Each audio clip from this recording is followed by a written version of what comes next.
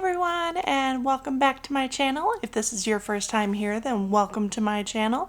Please hit that like and subscribe button so you can watch future videos with me with Murders and Chill. And I just have to say, after my last video, I feel so rejuvenated.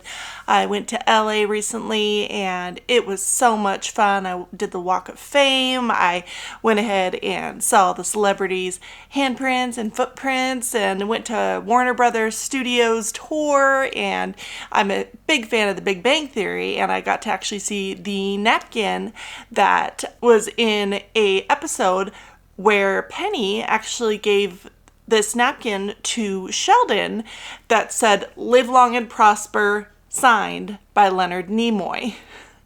It is one of my favorite episodes because he gets crazy, and if you know what I'm talking about, great. If not, you should watch it. Small tangent. Anyway, I'm just feeling a lot better this week, and I'm very excited to go into this next case. So, we're going to start off with the story of a girl named Brooke Preston. She was a 21-year-old female who lived in Florida with her best friend and sister was Jordan Preston, and they also had a friend named Randy Herman. And they had been in a platonic relationship. So Jordan and Brooke, platonic relationship with Randy for years and years. They all lived in Pennsylvania at one time, and, you know, they all kind of joked about getting a place together. Jordan found a great job opportunity and she was going to move, but she kind of needed roommates, so she was telling her sister about it. And, you know, like I said, Randy was just a really good friend, and they would joke about it until all three of them went down to Florida, found a home, a 3-bedroom home for them all to live in. And because it was a platonic relationship, things were working out just fine. You know, everybody was having a good time and, you know, just laughing it up, partying it up like you do when you're 21, you know. Anyway, unfortunately, this becomes a true crime case, and the reason why I'm here is because on March 25th, 2017, a girl by the name of Brooke Preston was found dead in front of her fireplace in that home, and she was stabbed to death 25 times. Shook. Again with the shook.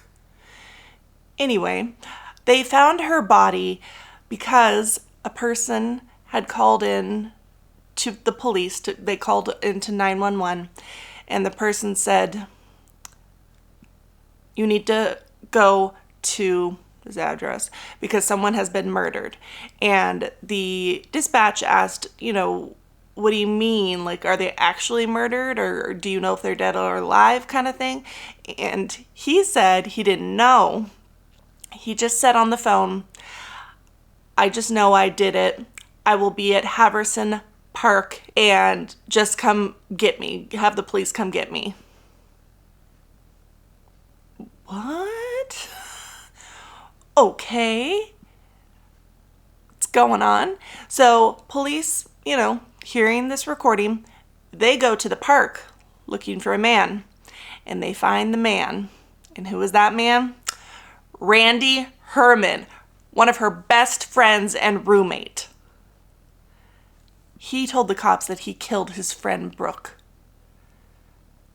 And they took him in for questioning. They took pictures of him, of his body, of his arms and hands, because, you know, he has like defensive like scratches and wounds on him. And he's just saying, you know, that date he woke up, he saw Brooke, they talked for a little while, he hugged her, and then he went back to bed. And then all he remembers after that is holding a knife, standing over her bloody body. And he just doesn't know what happened. He was just scared and confused, so he called up 911, and, you know, he saw the knife and he's like, "Yeah, I did this," kind of thing. I mean, well, that you would figure anybody who saw that, you've got the knife in your hand and you're bloodied, and, you know, like, you could put two and two together, especially given how traumatic that is. Anyway, so he was placed in jail, and his mother ended up having just to get him a public attorney because they couldn't afford any high-ranking lawyer. So the public attorney that he had, you know, kind of had his work cut out for him. It's like, okay, you have a possible murder suspect who doesn't remember that he killed somebody, but he had. So they can't just say, oh, okay, go in. I mean, no, mess. And, you know, obviously his mom, like, she's not gonna let her kid go to jail without a fight. Kidding me?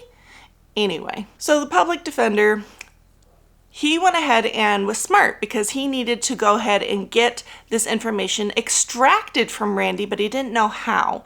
So what they did was they found a forensic psychologist to help with the oppression, the things that might be hidden kind of thing. The forensic psychologist was specialized in trauma. So what Dr. Ewing, I think is how you say his name, did was ask Randy all kinds of questions that went on for hours and hours. And he was asking him, you know, things like, has there ever been any mental illness? Has there ever been epilepsy? Have you ever had injuries? Have you, you know, just certain things. And he's just not coming up with anything. But he asked one last question just to be very thorough. He asked Randy, have you ever sleptwalked?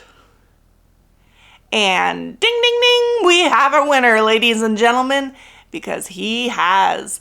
When he was younger, he was told by his sister and by his mother that he would have episodes of sleepwalking.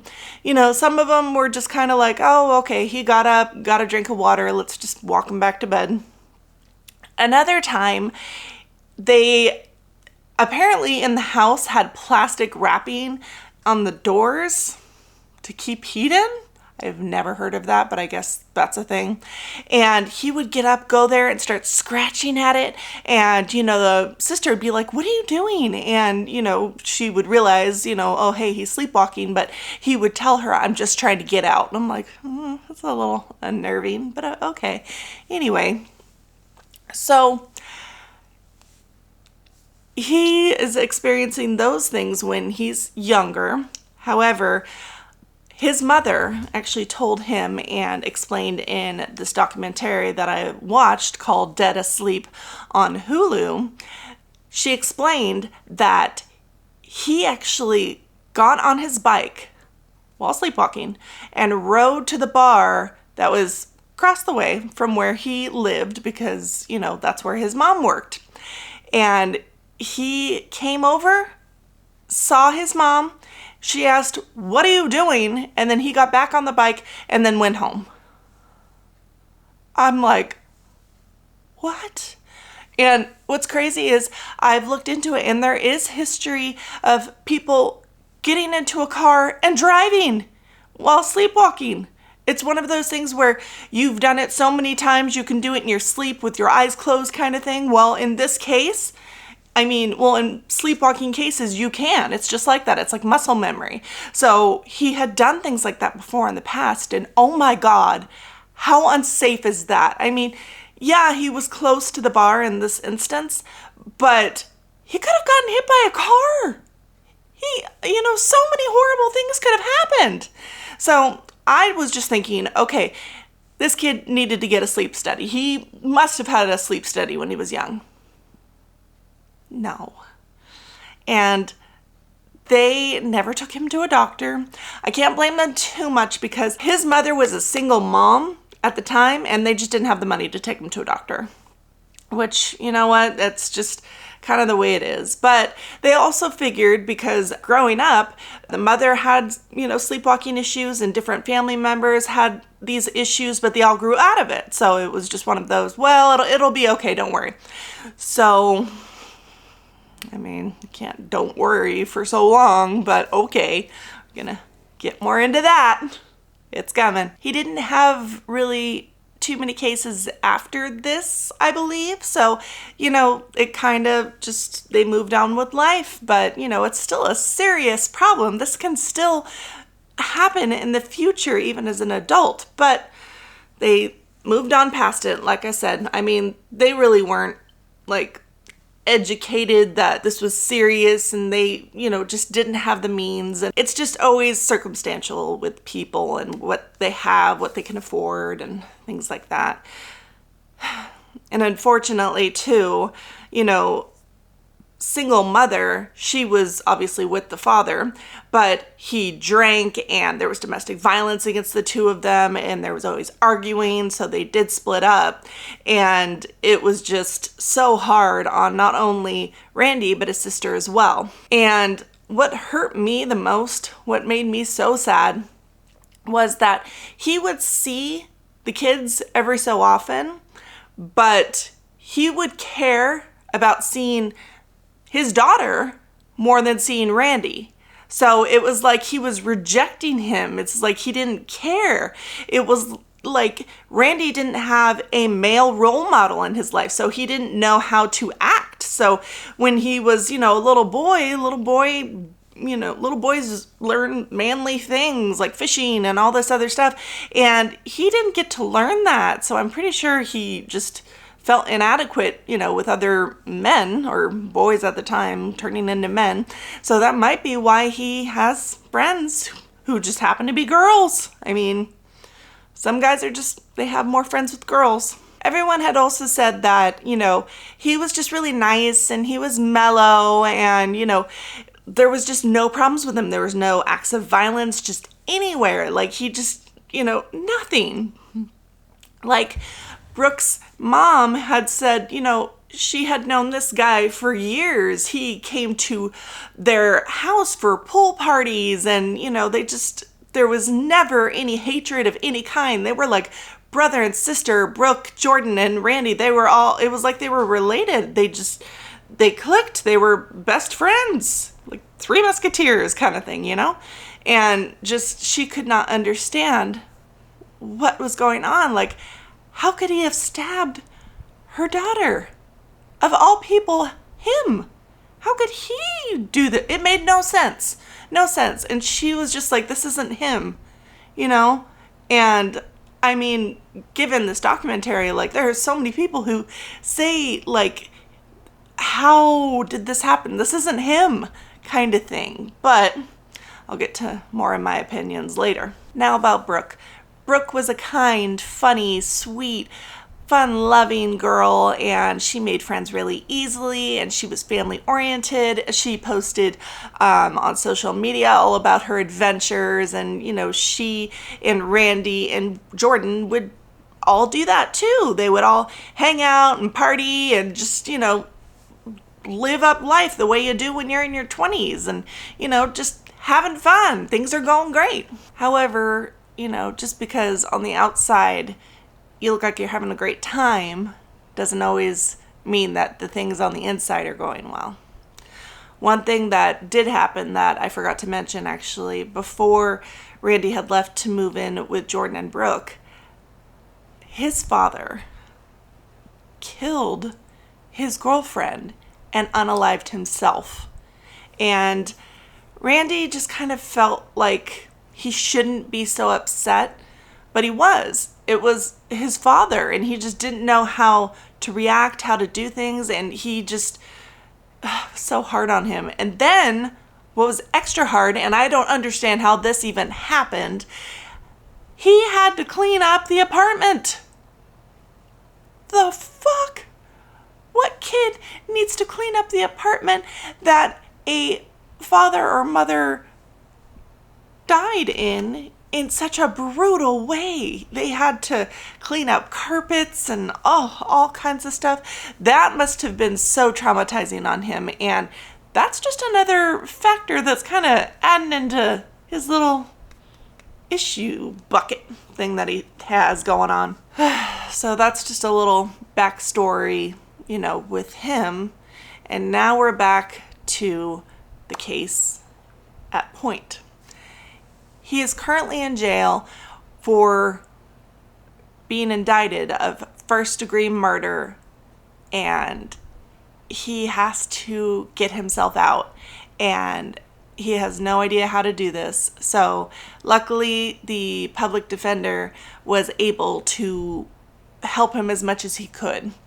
So In the very beginning, though, they had said that we will give you a plea bargain of 50 years. And, they're kind of like, 50 years? This is insane. We might as well go to trial and, show not guilty. Because if this truly was like him sleepwalking, for people sleepwalking in general, it's an involuntary thing. They are not conscious of what they are doing. And when they come out of it, it is just like they're in a whole different world kind of thing. It's an issue. And I've seen like videos in this documentary, and the videos of people sleepwalking are so eerie. It's just like, ugh.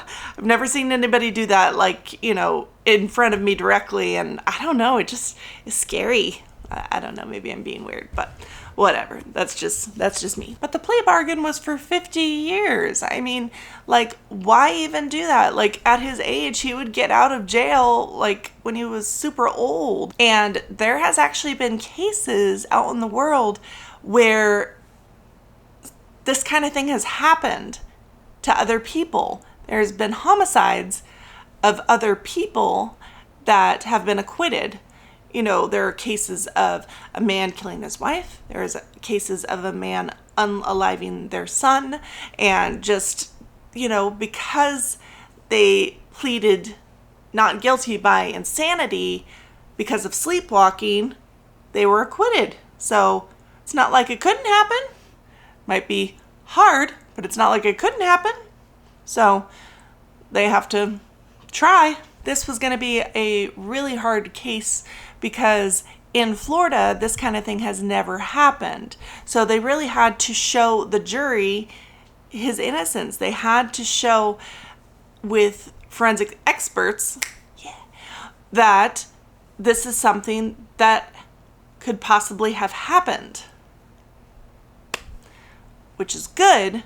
However, I do have to say, during this trial, they never did a sleep study on him. I'm sorry. How could you not? This, if he sleep, I have no words. Are you kidding me? Like, this just, it doesn't make sense. They should have done a sleep study. Point blank. So the forensic psychologist had said that there was a man by the name of Bunkalow who had done a series of studies and reviews on people who sleptwalked, who actually committed homicides.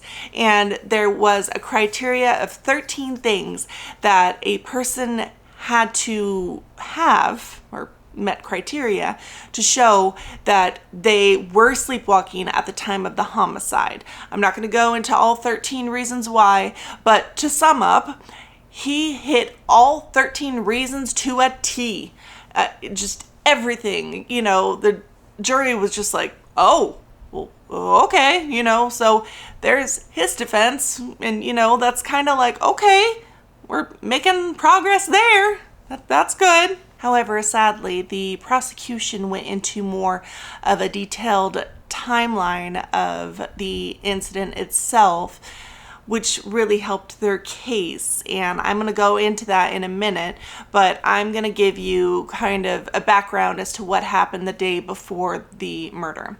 So the day before the murder, Brooke and Randy had just hung out. They were, just being the best of friends and, just doing what they normally do. They drank all day, drank all night kind of thing. They were hanging out, having a good time. And, they kind of did it as like a last hurrah sort of thing, because Brooke was actually moving in with her boyfriend in New York. The next day, the day of the murder, she was actually going to grab all of her things and move to New York. So, like I said, this day before was kind of their last big thing that they do. And unfortunately, later on in the night, Brooke actually calls up her friend Kyle and says, I really need you to come pick me up because Randy is really drunk and he's getting belligerent and he's pissing me off. He's making me mad. Can you please come get me? And, Kyle's like, well, all right, fine, whatever. He's a friend. And, she's drunk. She doesn't want to drive. So they're doing the responsible thing. Anyway, so Kyle drives over to their place.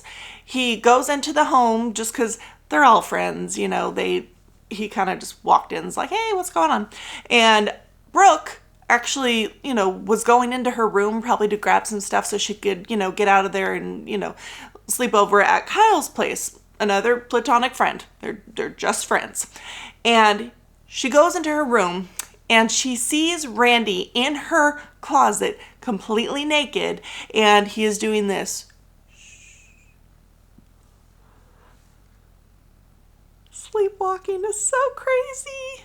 I don't know 100% though if he was sleepwalking then or if he was drunk and that happened. I did miss that part, and I'll just be honest, I'm not perfect, but still, drunk or sleepwalking, ugh, creepy. She's never seen him like that before, so she booked it and, got Kyle and they were out of there. I mean, I wouldn't blame her. I mean, yeek, that's scary. Anyway, they'd still been like really good friends for years. And then, she's kind of just like, I'm leaving to New York anyway. Let's just kind of leave on a good foot. So she spends the night at Kyle's. Her and Kyle, they're about to go to breakfast. So she texts Randy in the morning saying, hey, if you want, we're going to breakfast if you want to come with us. I think she's trying to just, still be friends, still connect. And he was just like, thank you, but no, because he drank so much, so he's sleeping during the day because he's so hungover, And she's like, okay, no problem. And then he was like, hey, but come over afterwards because I have to give you some things to go ahead and give to your boyfriend. And she's like, okay. And he was just like, I also just want to say goodbye. And I'm like, well, losing your friend, I mean, they're still friends, but I'm sure he felt like, he's lost because he's losing his friend. And I don't know, I kind of think that he really liked her. Like, I'm thinking that he liked her, but he just never got the courage to say anything, or just something going on. I don't think that anything actually happened. There was nothing reported that it happened, so we're just going to move on. But I really think that he felt more than what he was leading on. And at this time, Jordan is not there. She's actually out of town. So it is just Randy and just Brooke in the home. Now for the timeline. So he's at home sleeping, and Brooke comes home at about 8:35 in the morning. She comes and talks to him, and she gets the gift from him to give to her boyfriend. It was a t-shirt. And then he hugged her and they said goodbye. That's what Randy is saying. Then he said that he went back to bed. And then when he woke up is when he was standing over her drenched in blood. That is his story. But here's other parts. At about 8:49, there was a man passing by the house, and he was saying that he could hear someone screaming. Why he didn't call the cops right there and then, I don't know, but that's what happened. So he's hearing this girl screaming, and at about 8:57 a.m., the traffic camera shows Randy getting into his car and driving away. And at that point, that would be him calling up 911 saying that he did this and, that whole bit. So given this timeline, he said that after he said goodbye to Brooke and everything, that he went right back to bed. And then after that, he woke up to her body. Now, the jury is just kind of like, wait a minute. She was only there for that certain amount of time. She was only there in that house for 22 minutes. Even if, sometimes are kind of off by each other, it ultimately would be 5 minutes apart. She was only there for 22 minutes in that home. So between him saying hi, hugging, and going back to sleep, having this happen and having him leave, that's still just a short amount of time. The prosecutors even, put the idea in jury's mind that it could have been maybe 5-10 minutes. And a person could not go to sleep that deeply within 5 to 10 minutes and then wake up and starting to sleepwalk and do things. So that was food for thought for the jury. So they saw the text messages. They heard all of the evidence from Randy's lawyers, they heard everything from the state, and Brooke's parents heard everything and gave their accounts of what was going on. Basically, all of the information was given to the jury, and now it was just time for them to give the verdict. Now, at this time, Randy is charged with first-degree murder and sentenced to life without parole. And it's so heartbreaking because there's no winners or losers here. Brooke lost her life, and he lost his life, obviously. I mean, he's got life in prison. He did attempt to appeal his case in April of 2021. So really not that far long ago, which is still just so scary. People were really happy that this happened because, you know, hashtag justice for Brooke kind of thing. And I do agree that he should be in jail. I do agree because Brooke died. And, you know, standing over with the, you know, knife in your hand, and you have bloody handprints on the wall and, you know, all this other stuff. You are guilty. You should go to jail. But first-degree murder, I don't know if I necessarily agree with that. I would think it would be either second degree or manslaughter, because it really doesn't seem to me like he tried to kill her. I mean, that's the impression I got. I don't know. Maybe there is more that I just don't know about, and I don't know. Just from watching this whole documentary, I just find it strange that he would do this. And, you know, he's even on this documentary saying, you know, how awfully sorry he is and how he's wanted to write letters to the family, but he just doesn't know how to even go about it. And, you know, just the fact that he had sleepwalking issues in the past and it's happening now, then it just, for me, I think it should have been manslaughter. That's how I feel. And I don't know that it should have been life. I do think that he should have gotten help for his sleep, because if you're a sleepwalker, that is so dangerous. I mean, even in jail, that would be dangerous. I mean, you could wake up in the middle of the night and kill one of your cellmates. I mean, you know, it's just, get him help is what I was saying. But as far as time in jail, I don't know how long he would, you know, get that would satisfy me. Like, you know, that's kind of just up to the jury and up to other people who are obviously not me. But like I said, I'm not sure about the first degree part, but it is really sad. Like I said, Brooke Preston was just a wonderful girl, and she did not deserve this. And she had wonderful things that were going to happen with her, and her boyfriend at the time was just crushed, and rightly so. I mean, she didn't do anything to deserve this. All she did was just be herself. And we don't know if maybe Randy tried to tell her, hey, you know, I want more kind of thing, and she said no, and he got mad, or, you know, what exactly happened, because we were not there, and Randy was, and Brooke is not there to say anything else. But yes, I still think it is necessary that he would get a sleep study, because it's just, it's not okay. I mean, in the documentary, there is a sleep study specialist who is involved in forensic science, that actually said that there are 30 cases in the year 2024 of a person killing somebody while sleepwalking. This is not an uncommon occurrence. There are 4% of the entire population on this earth that sleepwalks. That's a really big, you know, number there, and people should not ignore something like this. This isn't something that's small. This isn't like, oh, let's just grab this person, go back to bed kind of thing. No, this is serious. This isn't something to play around with. This is a medical issue.